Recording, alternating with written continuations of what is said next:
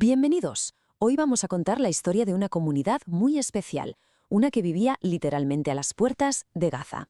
Es una historia que habla de paz, sí, pero también de muchísima violencia, y de lo que pasó el día que esas puertas, fueron derribadas por completo. Y todo empieza en la calma de una madrugada. Es el 7 de octubre de 2023. Nos situamos en el kibutz Nahal Oz, un lugar que está tan, pero tan cerca de la frontera con Gaza que casi se podría tocar. Son las 7:10 de la mañana y de repente la normalidad se hace añicos. En el chat del grupo de la comunidad, ese sitio donde normalmente se dan los buenos días o se anuncian cosas sin importancia, aparece este mensaje. Un mensaje que hiela la sangre. Y mientras, de fondo, ya se oyen disparos dentro del barrio. A medida que los terroristas avanzan casa por casa, la desesperación se apodera de los mensajes. Y entonces llega la pregunta, esa pregunta que lo resume todo. ¿Dónde está el ejército? Es ese momento terrible en el que se dan cuenta de que algo va muy, muy mal. Las defensas del Estado, aquello en lo que siempre habían confiado, simplemente no estaban. Ahora vamos a ponernos en la piel del periodista Amir Tibón y su familia. Para ellos, la peor de las pesadillas se estaba convirtiendo en realidad. Estaban ahí, atrapados en su cuarto de seguridad. Un cuarto que, ojo, está pensado para parar cohetes, no para una invasión de personas. No servía de nada. Pero claro, la pregunta es, ¿cómo se ha podido llegar a este punto? Para entender de verdad este momento de crisis total, tenemos que hacer una cosa, viajar atrás en el tiempo y conocer la historia, que es única y bastante compleja, del lugar al que esta gente llamaba hogar. Vale, Nahal Oz es un kibutz, y para entender a su gente es fundamental saber qué es exactamente un kibutz. A ver, es una especie de comunidad colectiva, un invento muy israelí que se basa en ideales socialistas, de igualdad, de trabajo en común. De hecho, fue una idea clave en la mismísima fundación de Israel. La verdad es que la historia de Nahal Oz es casi un reflejo de todo el conflicto. Fijaos en la cronología. Se funda en el 53 por un grupo de soldados jóvenes llenos de idealismo. Luego hay momentos de una esperanza increíble, como ese Festival por la Paz en el 94.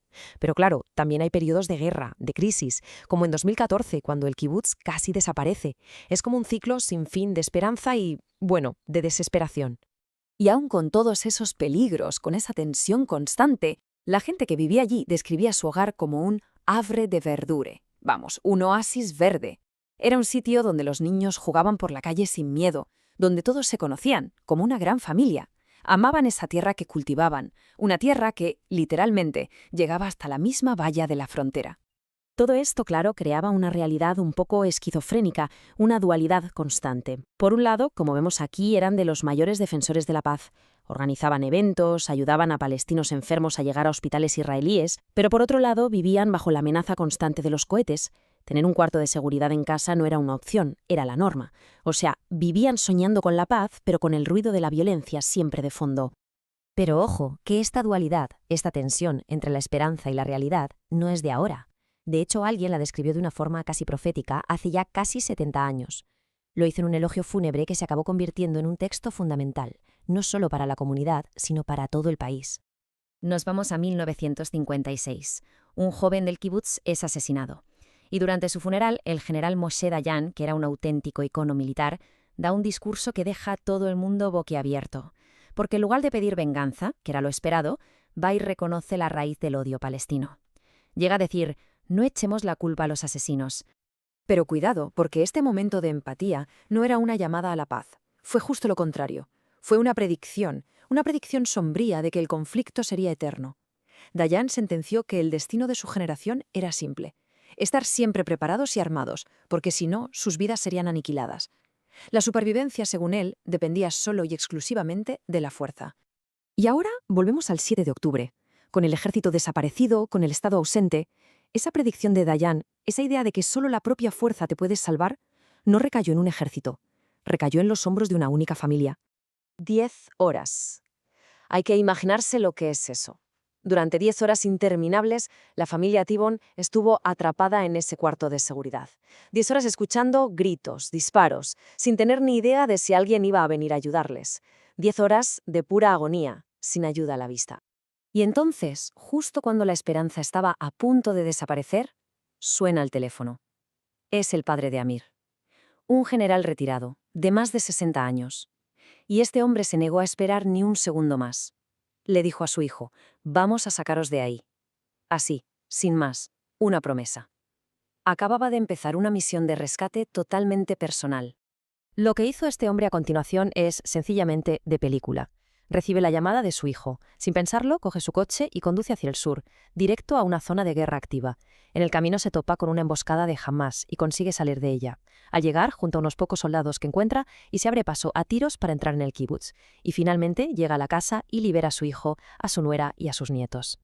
Ese momento, la llegada del padre, fue de un alivio indescriptible, un acto de heroísmo personal increíble. Por fin estaban a salvo. Pero, y es un pero enorme, ese rescate, esa pequeña victoria, tuvo lugar en medio de la devastación más absoluta. Su familia se salvó, sí, pero su comunidad, su hogar, estaba destrozado.